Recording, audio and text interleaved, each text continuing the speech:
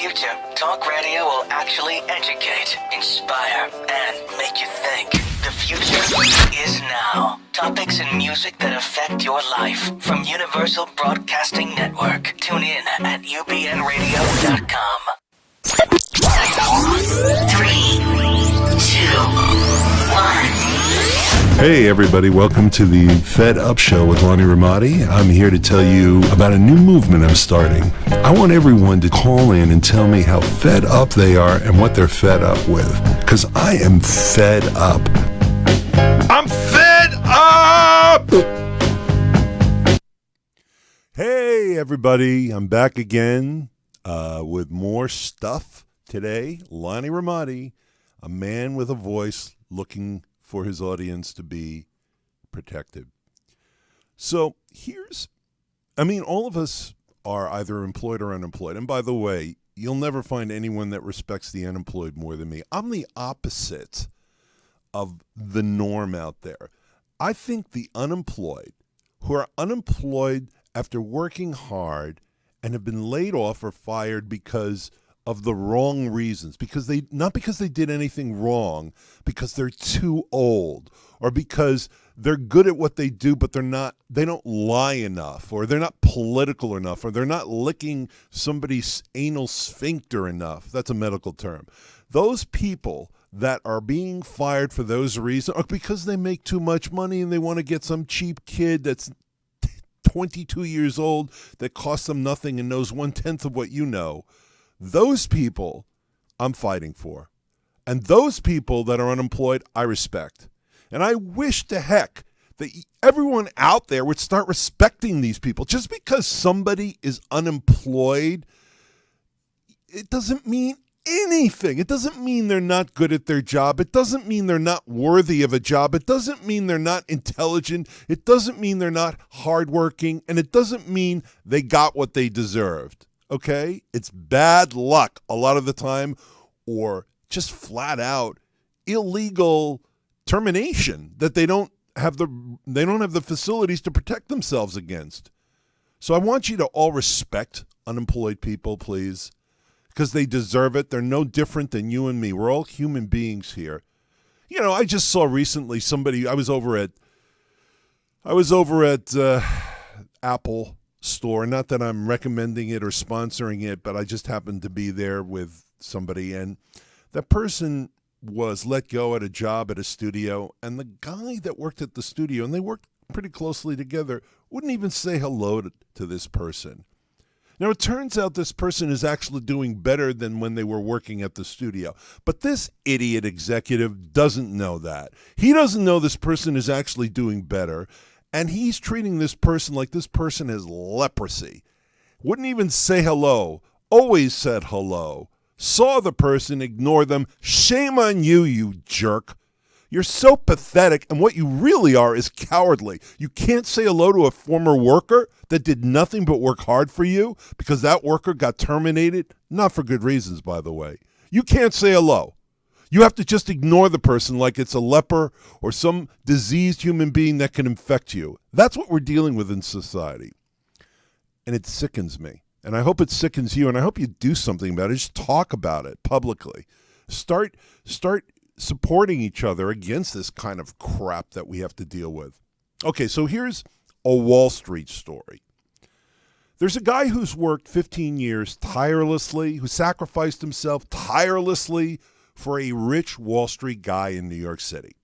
And now the company is being bought in what's known as a leveraged buyout by another rich Wall Street guy. And let me tell you, leveraged buyout means they don't really have the money. They just have the ability to swap stock for other stock that's higher valued and buy the company. There's not much money being exchanged for this transaction. And the new buyer, he doesn't understand what this 15-year tirelessly self-sacrificing employee did. He has no idea because no one's saying anything about this guy. No one says anything about people that do amazing jobs. Just wake up there. People that are in power say great things about themselves, but they almost never are going to say great things about somebody who's self-sacrificing because it diminishes their power and their value that they're talking about to whoever's buying them.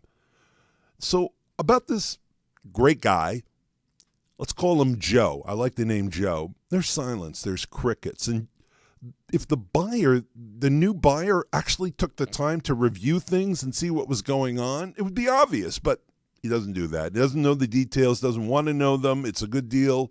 He's going to buy the place. And whoever talks to this new buyer, and it's not just the seller, it's a bunch of people that are allowed to talk to him, those people are bragging about themselves. So the guy is invisible. He's never allowed to talk to anyone, never. He continues to be a well-kept secret, but in fact, he's done everything for that company and done it so that the company became a success, and no one's going to know about it. And the guy who's selling, he does feel bad about the guy being ignored and continuing to be treated this way. But the Wall Street, he tries to get the new buyer to keep the guy. But the new buyer, he doesn't really want him because he doesn't understand what he really did. And no one's talking about him. They're talking about themselves. So now the new buyer is feeling forced to keep him. He feels like it's a burden on him. He doesn't even understand what the guy did and how much help the guy would be if the buyer just kept him and let him do his job. So you know what? He's doomed. The new guy, the new guy, it's a burden. And the employee, the 15-year employee is doomed. He'll probably be gotten rid of because no one's supporting him. No one's saying anything about him. And you'd think, well, the people that remain will say great things about him. No, they won't. They won't say great things about him. They'll say great things about themselves. And he's most likely going to be persona non grata for no reason other than positioning. And that's, my friends, how real talent is lost. It's lost when people never find out about what was actually done, and then someone is escorted out of the office who did a tremendous amount of work. And they're sent out on a cold Wednesday or Friday or Monday or Tuesday or Thursday. And later on, the buyer hires somebody who is better at self-promotion. And the buyer doesn't get the same results. And you know what? The buyer's business will do worse than it did before. And no one will be able to figure out why or be told why. And the answer is positioning. Somebody was allowed to talk to the buyer and got position on this employee, this devoted employee. And that person self-promoted and ignored this guy. No one protects hardworking employees. That's what you have to remember. No matter how talented, don't ever feel guilty if you get a job offer and leave, because it's all about positioning every day. Honorable employees are screwed constantly. That's the world of the middle class and the poor. Now, there should be a law against this. And let me tell you why. We have a law that says if you're accused of a crime or accused of anything, you have a right to a fair hearing, which can be in a court of law or in a tribunal, and due process under the law. Why can't we have this right to be heard so we can keep our jobs? Shouldn't we have that right? Shouldn't we be given a chance to show what we really did in a job, how we really sacrificed, how we really knew what to do, and how somebody else took credit for what we did all the time to self-promote? Can't we show that when you go to the roots of something, we're the people who did the work and helped build the company? We were the head of construction. We got the building built. Sure, there are lots of architects. The people that build the building, though, allow people to inhabit that building. And that's what worries me about what's going on with jobs these days. The rich and the powerful are undermining talent for their own benefit.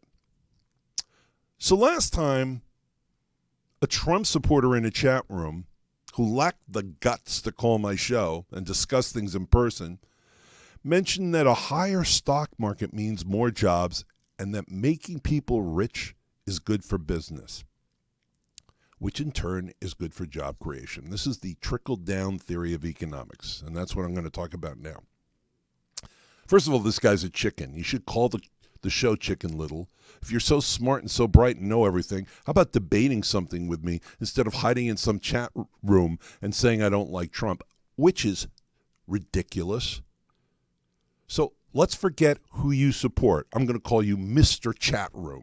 Mr. Chat Room, who you support doesn't matter. I don't care if you support Hillary or Donald. I would have the same reaction. It's a BS trickle-down economics theory that you're relying on, that Ronald Reagan, the most overrated president in the history of mankind, successfully sold to the middle class and the poor in America.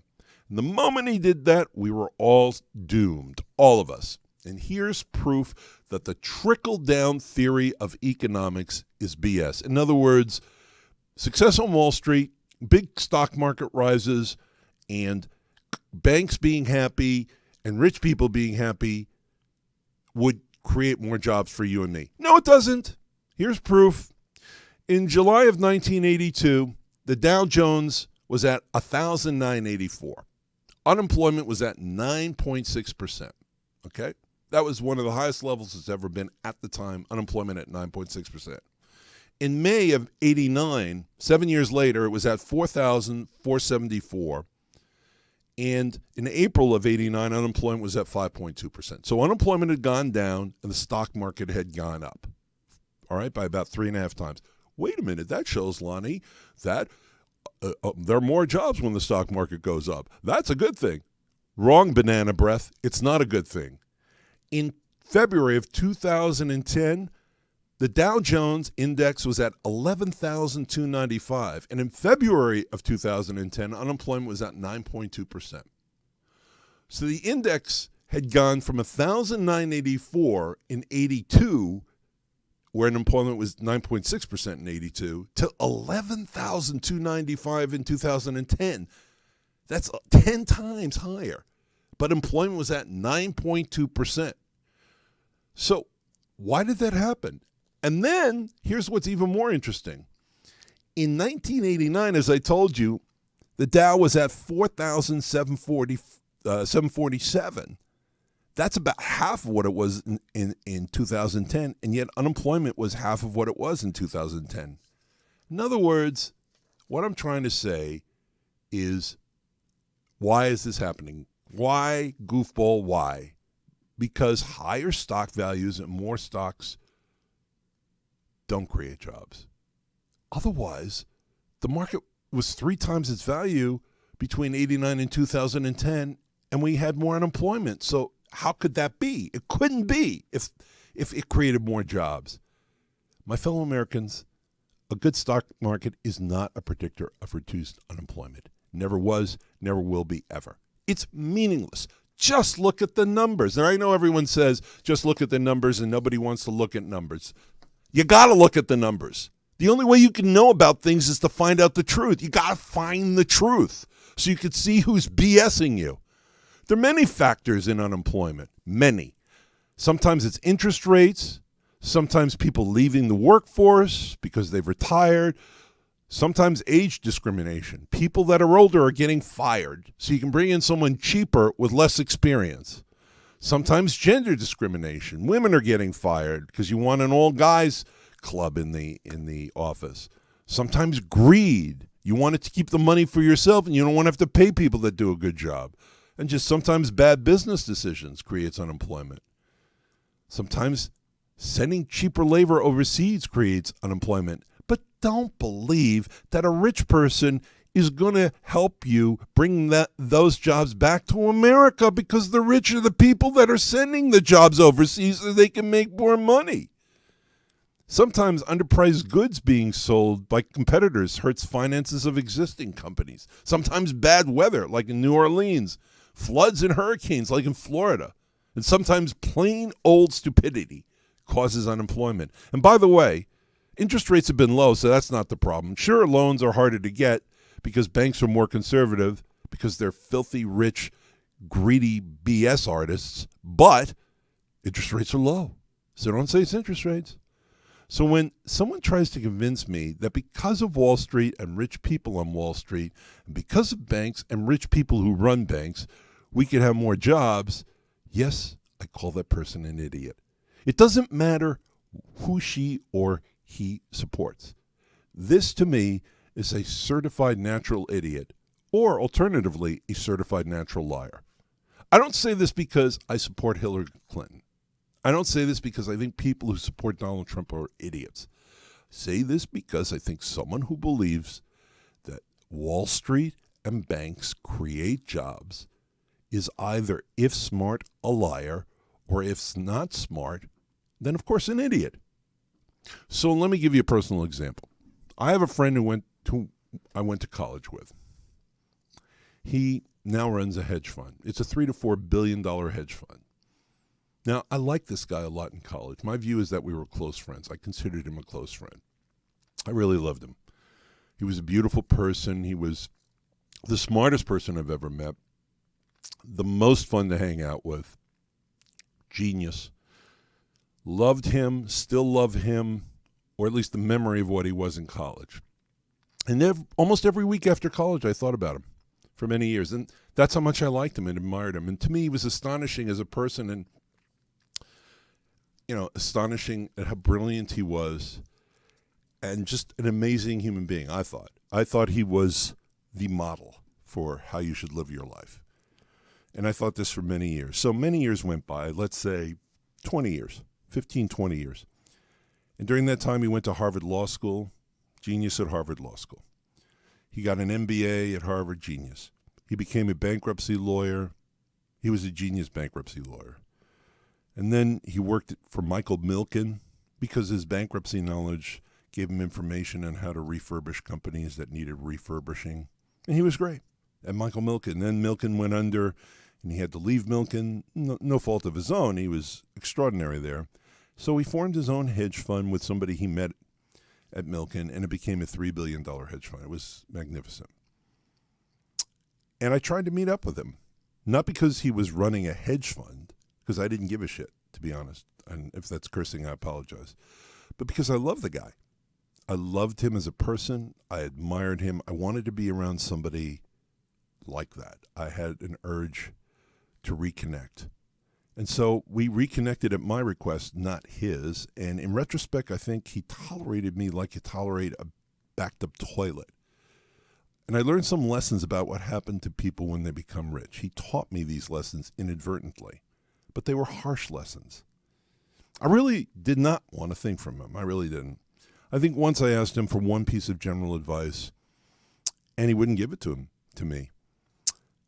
And I had a meeting, but that meeting was more designed to see if he could convince people to invest in his hedge fund than anything for me. So the reunion was basically me wanting to renew our friendship, which was, I learned, a major mistake on my part. Now, remember, I love this guy and still do, like a brother. Loved him. And I loved his mother, whom I met, and loved his actual brother who hung around and just was a regular guy. Loved his brother deeply, and his wife was absolutely a lovely person, and so were his kids. These are beautiful people. But here are the lessons I learned. They have nothing to do with how I feel about these people. I just learned some lessons. When people leave college, lesson number one is, and they become rich, it changes them. No matter what, it changes them. They're not the same. Their values change. Their lifestyle changes. They tend to forget where they came from, and the people, they forget the people that used to be their friends because they're in a new group. And that's what happened to him. He's in a new group. Now, I loved him, but I believe he only met with me because he felt sorry for me, like a wounded homeless person, that kind of sorry. And that's it. He wasn't going to leave the group he was in now because that's the group he felt supported who he was as a rich person. Lesson 2.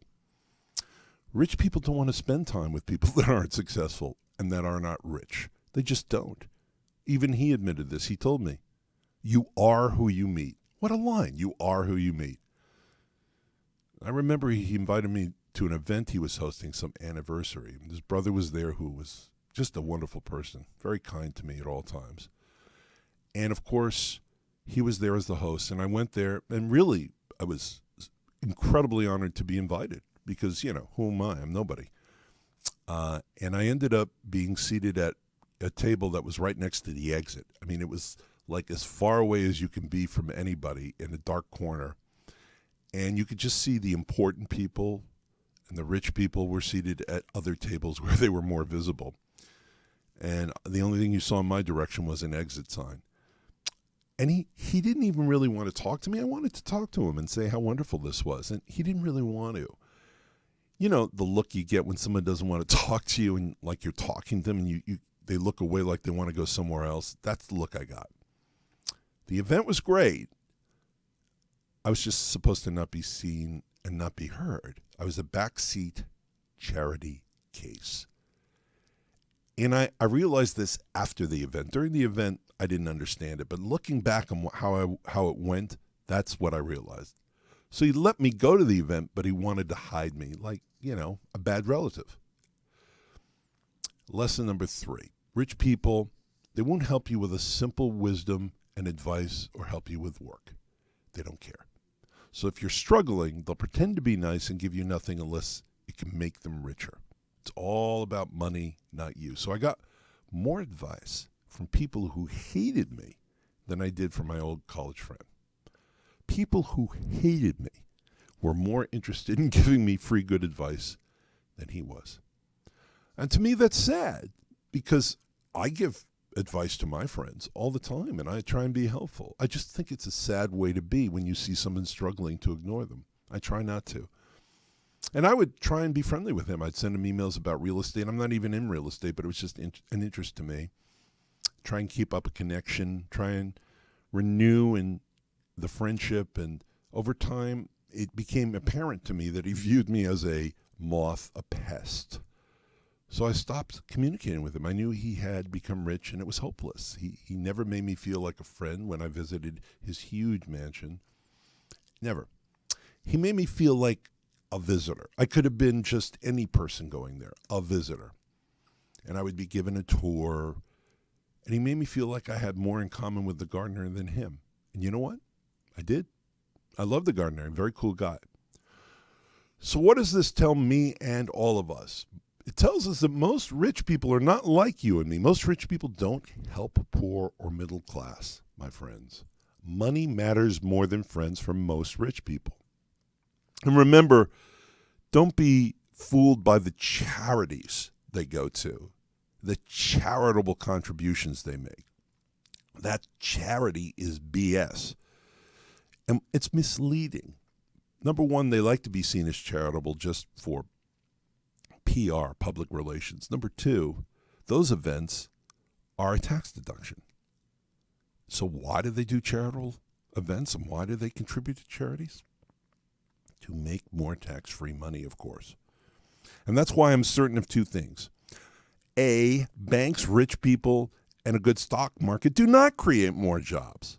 So we should not reduce taxes on these people, and we should increase taxes so we can get more money for the government, and I know you hate government, but the government to create jobs, or for small businesses to create jobs, who should be both given this money as subsidies and given tax breaks. And I'm talking about viable small businesses, not corrupt businesses that take government money. Viable small businesses should be given tax breaks.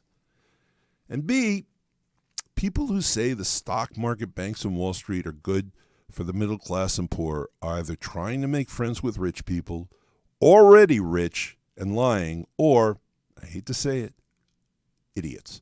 Because they bought into this trickle-down theory of economics, which is 100% a lie.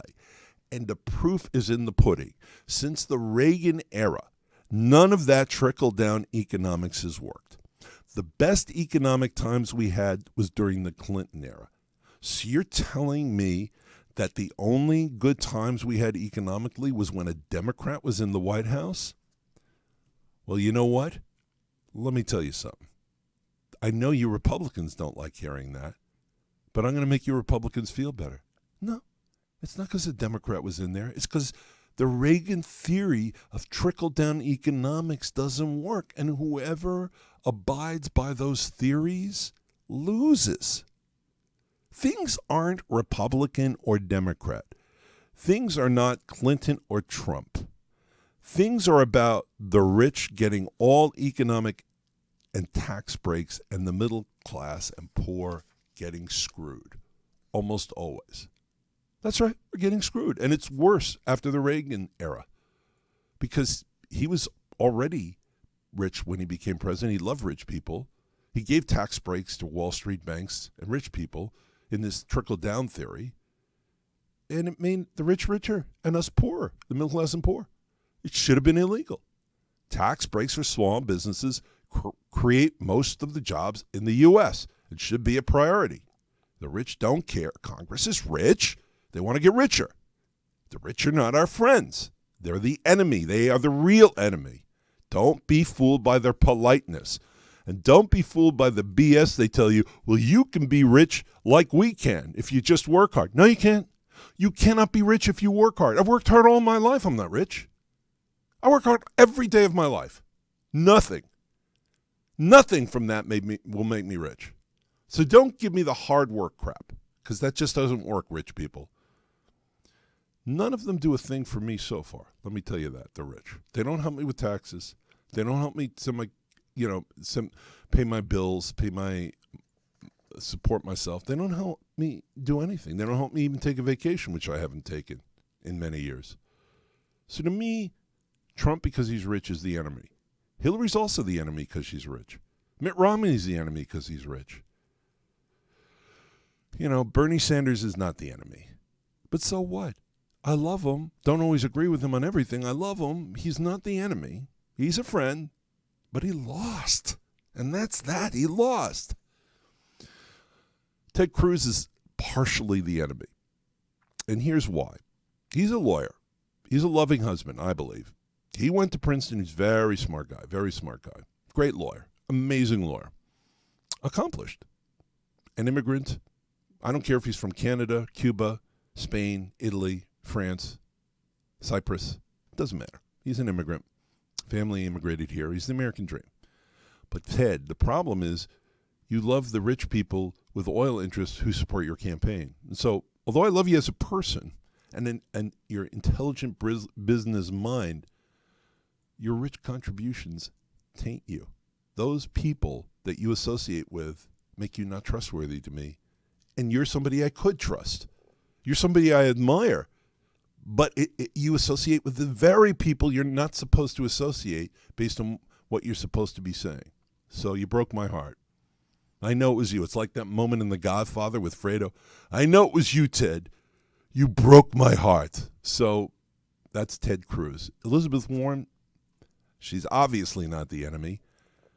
She's obviously someone I admire. And I'm not a Democrat, but I admire her. She fights all these people. But she's not running for president. She's fantastic, great. She's up there in Massachusetts. Nice place, but it's very cold and very, very tiny. I can't find her. It's not helpful to me. I wish Abe Lincoln was alive. Then we could make things better for us. So what do? It's tough, but the guy in the chat room, listen to me. Don't be a jerk by saying I'm against Trump. I'm not against Trump. I'm against Clinton and Trump.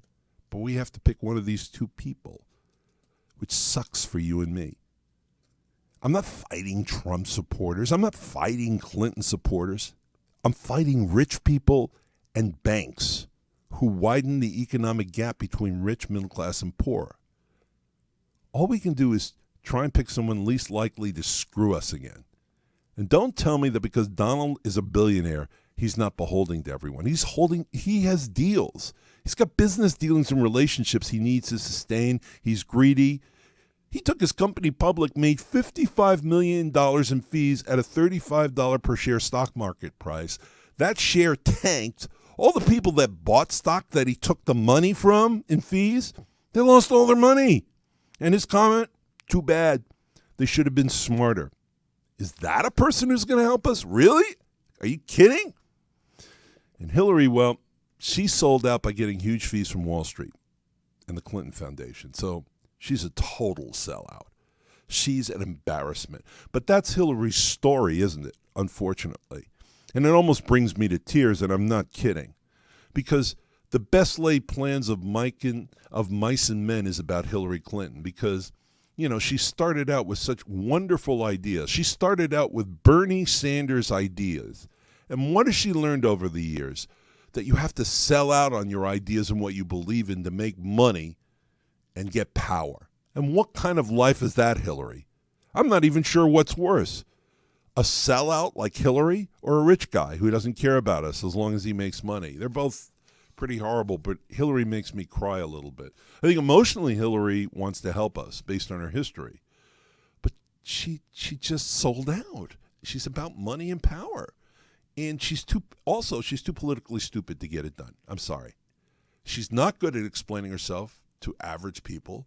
She doesn't come up with a plan for jobs. She focuses on other things that have no chance of happening, like medical care or paid leave increases. We have a Republican Congress, folks. They're not going to let these things happen. Nothing's going to happen. You have to be a compromiser or a closer. And by the way, I do agree. I mean, Donald Trump's a good businessman. Let's be real about this. The guy's a billionaire. Brilliant man. Plays. He's a closer. He's a closer for things that make him and his family money.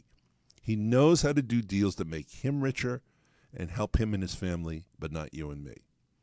And believe me, he's far smarter than me. It's not even close. But what he wants to do doesn't help me. That's why I'm trying to tell you. So I'm leaning toward Clinton, but I could change and go to Trump depending on how things unfold in the next 2 months. Yeah, I could vote for Trump.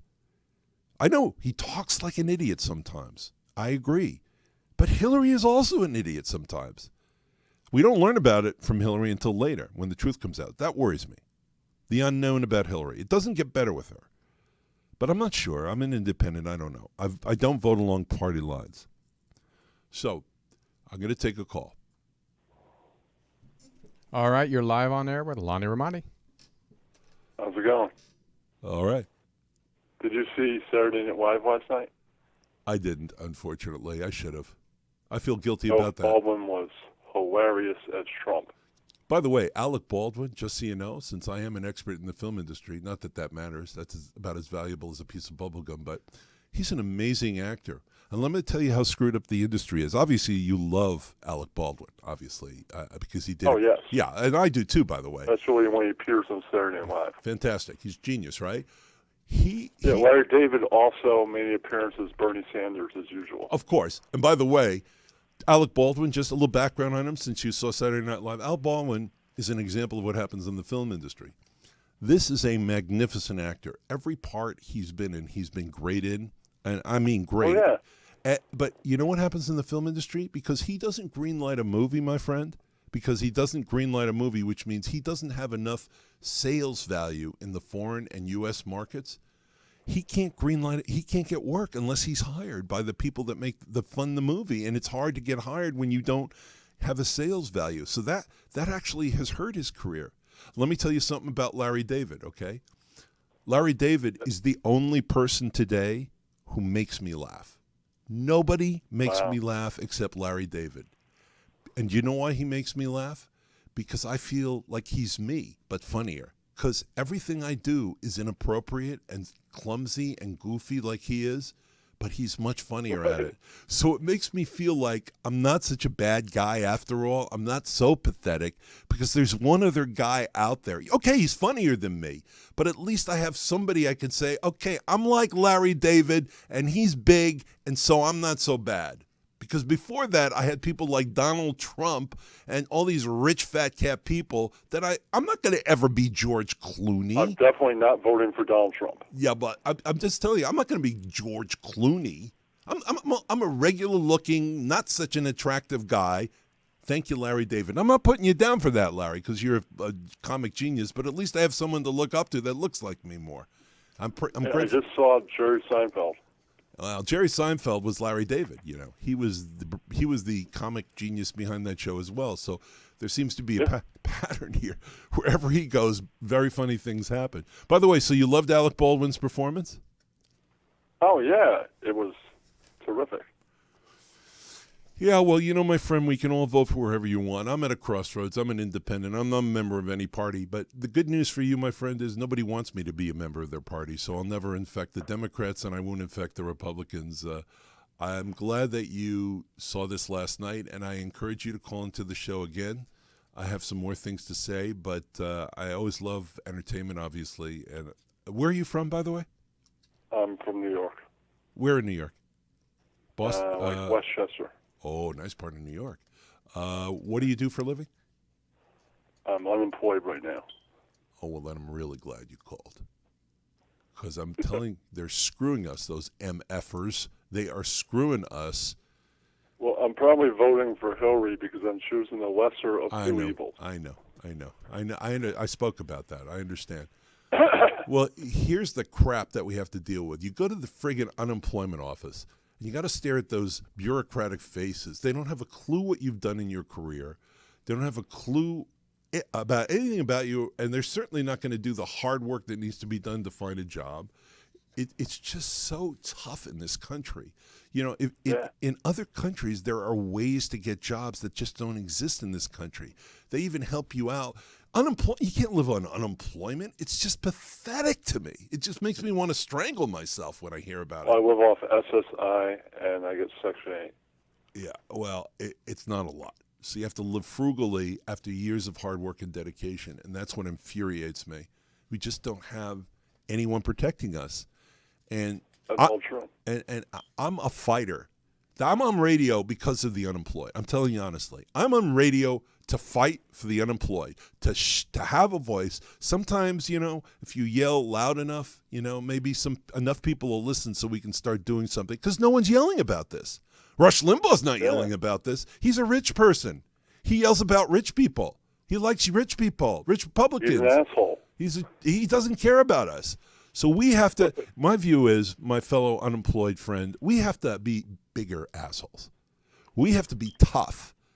Because what can they do to us, right? What can they do to us?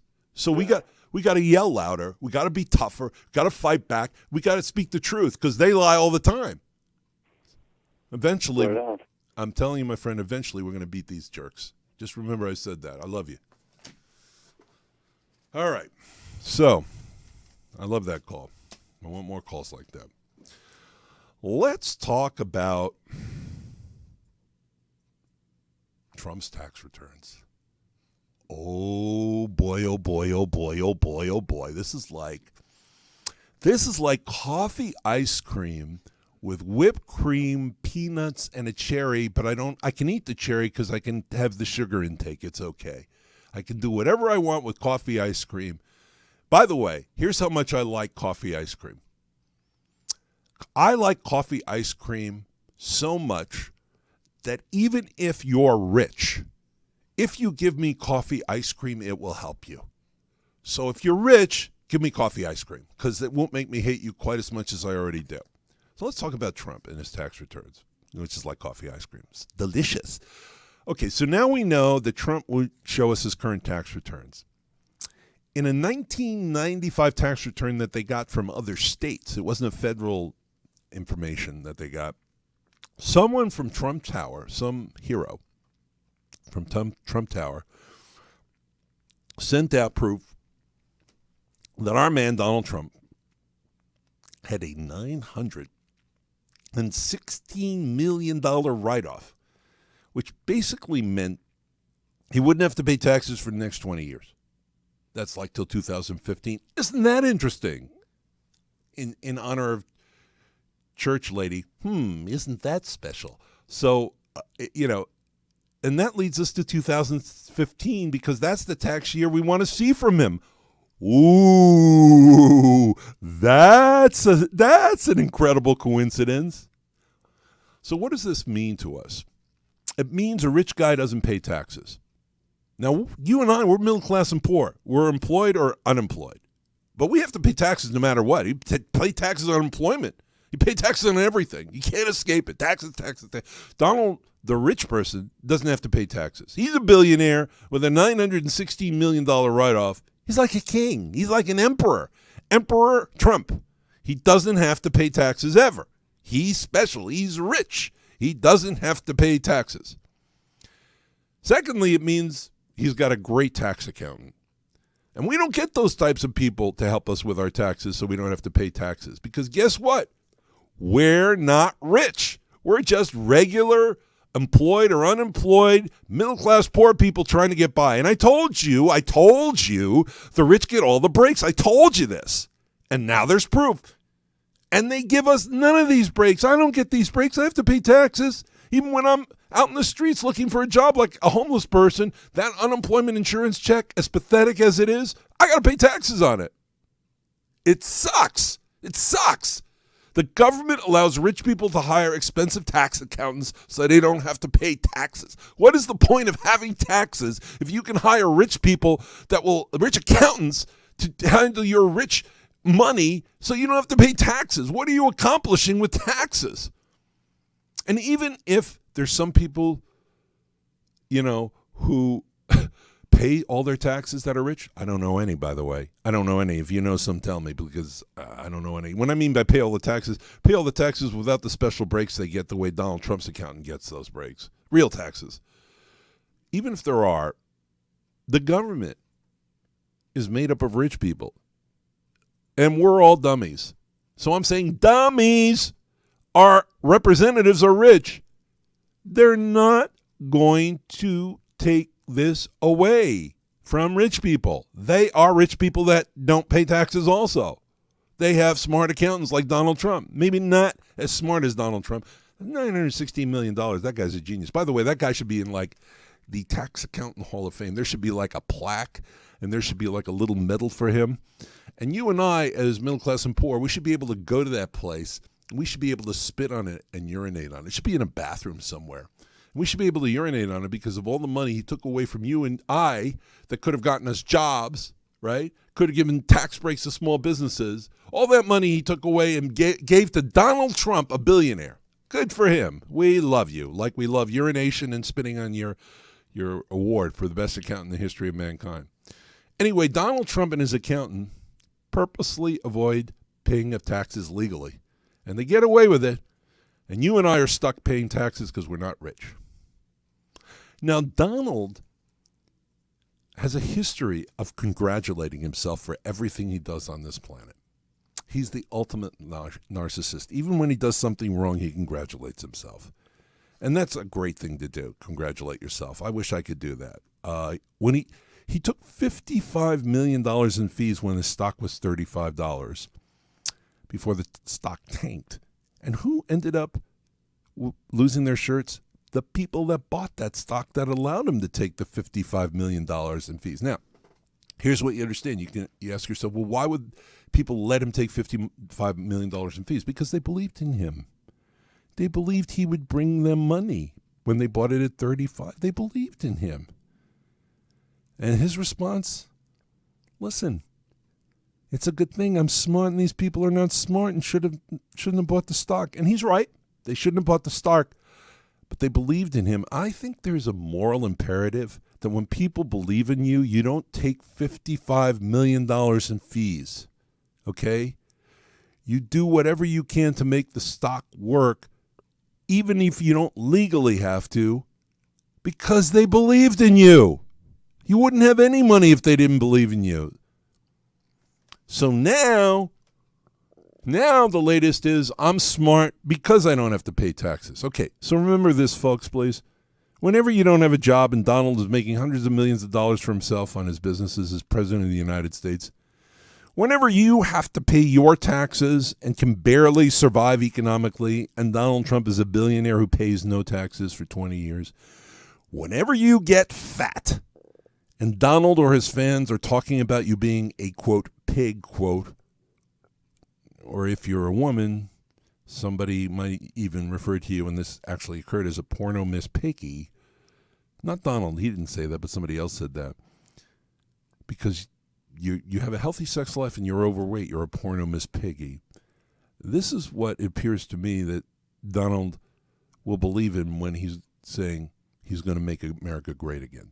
That's the America he's going to make great again. America being great again is not for Latinos, it's not for blacks, it's not for Mexicans, it's not for overweight women, it's not for women who don't look beautiful and hot, it's not for people who pay their taxes, it's not for people who invest in his stock and then lose their shirts while he gets rich. America being great again is for hot women, white people, rich people who don't pay taxes, and people who take people's money in stock deals and leave them with nothing legally. So that's what you're voting for. So go vote. But don't complain to me afterwards when all it does is make Donald Trump and his family richer and you poorer and unemployed. Don't misunderstand. This isn't just about Donald Trump. It's about rich people. All rich people. He's one of them. You can't trust rich people when it comes to money in your future. Almost never. Okay, let's talk about colleges and ITT tech, this ITT fraud. According to published news reports, this is a school with poor job prospects for its graduates, low educational standards, and exorbitant tuition rates. Sounds like most places, actually. Look, it's not just ITT. When you have to pay $30,000 to $60,000 a year for any college, it's too much. It's too much. They're criminals. It's criminal to do that to people. We're not getting jobs that pay back the $120,000 to $240,000 we spend on college. It's not happening. And it's definitely not happening within 4 years of finishing college. That's for sure. And we have to pay all this money during a 4-year period for what? For unemployment? For staying at home living with our parents? God help us? For low-paying jobs? For what? And let me tell you, if you're not a computer person or an engineer, you and your families are screwed, royally screwed. And don't tell me about scholarships and loans. Don't give me that BS again, because we don't qualify, most of us. And worse yet, if we're unemployed, the colleges count the years when you were making money, not the fact that you're currently unemployed. It's totally nuts. It's bankrupting us. It's creating fraud, and your kids can't get work, and that money's gone. And for what? A pretty diploma? The whole thing is nuts. That's why I believe college is overrated. God, go to community college, get a job, get a life. Stop bankrupting us, colleges. Get us something of value for this. Stop teaching kids things that will not help them get jobs. You know, Chaucer is not going to help them get jobs. It's not going to help them. Nobody cares about Chaucer. No one cares about things that can't help them. Spend the time on getting them work right after college, you goofball. Stop spending money on new buildings and expensive professors. Spend it on setting up college graduates with jobs to pay back the money that their families spent on their schools. It's so insane. I mean, ITT's fraud is just a tiny example of predatory practices. Protect us, Donald. Protect us, Hillary. Protect us, Congress. Do something. Do it fast. You're making most Americans go broke because they want to take care of their kids and send them to college. My God. All right, so who's going to win this election? Well, Donald, it ain't rigged. So get off of that horse. That horse is not running. You're virtually tied with Clinton now. If you weren't so ridiculous with your tweets and your mouth, you'd be way ahead. I'm sorry, you would. So think about that Trump political team, you goofballs. If you lose this election, Donald, you blew it. You blew it on your own because you were there and then it got away from you in the last 2 months. So you only have yourself to blame. I don't want to hear a speech about how it was rigged. I don't want to hear a speech about it. If it's rigged, you couldn't get this close. So it's not rigged. So stop. Just stop the nonsense. Now, let's go to that debate, that wonderful debate that we heard. All right. Clinton and Trump are virtually tied. If Trump wasn't so silly, we'd actually probably feel more likely to vote for him than Hillary, because Trump talked about reemployment and Hillary talked about paid family leave. And Trump's probably right about Hillary and ISIS. She has limited history of showing she can do anything with ISIS. They're both in the same boat. And strangely enough, after that debate, Trump grew on me. All right, so this is my final thing. I'm going to rush through it. One of the many reasons I don't like Rush Limbaugh and don't understand why anyone listens to him, or why you listen to him, is because everything's one-sided. And he lives in Palm Beach, folks. He's rich. So let's talk about him for a minute in terms of background. He dropped out of college. He became a disc jockey, That didn't work out. And then he did the one thing I think he should have stayed doing, was become a director of promotions at the Kansas City Royals. And he became close friends with George Brett. And by the way, if he had continued doing that, I would be his best friend, because I love George Brett, I love baseball, and I would have been his best friend. But then he went astray. What happened was, in '84, they repealed the Fairness Doctrine, so now you can have an opinion on radio and TV without having to show the other side of it. This set Rush loose, and what he calls it his comeback against the liberal media domination. Guess what? The person who first hired him and gave him his first big job was Edward McLaughlin, president of ABC Radio. Where was the liberal media elite in that, Rush? Teaneck, New Jersey? Not. He got hired. So there isn't a liberal media elite. He supported Desert Shield. Rush, let me ask you something. Hillary supported Desert Shield, the Gulf War operation. How can you have the same view as Hillary? What's that about, Rush? I thought you hated Hillary. She's not a peace activist, and neither are you. You're just full of it when you talk about them being peace activists.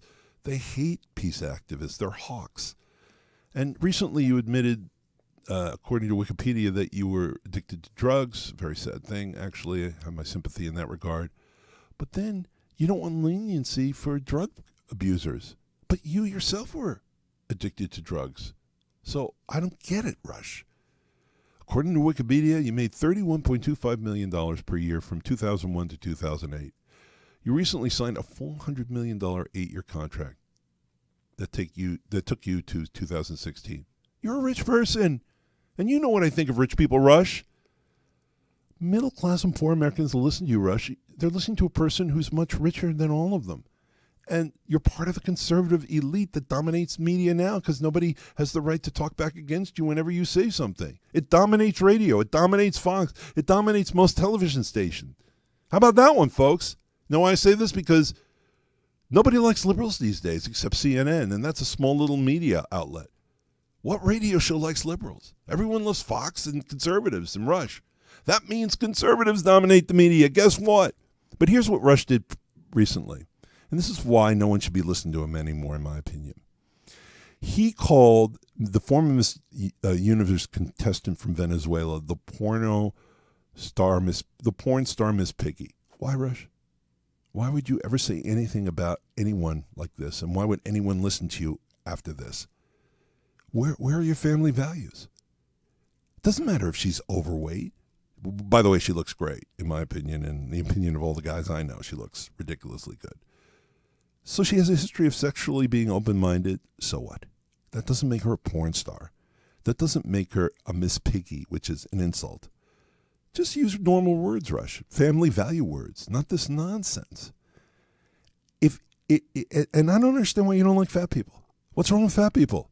By the way, fat people, stop listening to Rush. All of you that are overweight, even slightly overweight, stop listening to Rush. If you're 20 pounds overweight or more, don't listen to Rush Limbaugh anymore, because he doesn't like you. And women, sexy women, don't listen to Rush. He doesn't respect you. It's tragic. And folks, there's no sex tape involving her. So that's more BS. Show me the tape. Oh, you can't. It doesn't exist. That's why. Please, prove me wrong. Look, how about listening to me instead of Rush? He can afford it. He's worth hundreds of millions of dollars. He's already rich and famous. At least with me, you won't be wasting your time over Venezuelan beauty queens' weight and sexual history. I'll talk to you about the issues facing you now. That's it for this week. Love you. See you next week, folks. Now that you've found UBN Radio and discovered our quality talk shows, it's time to spread the word to friends, family, and the universe. 24 hours of music and talk. Radio without limits. That's why people keep coming back for more. That's UBNradio.com.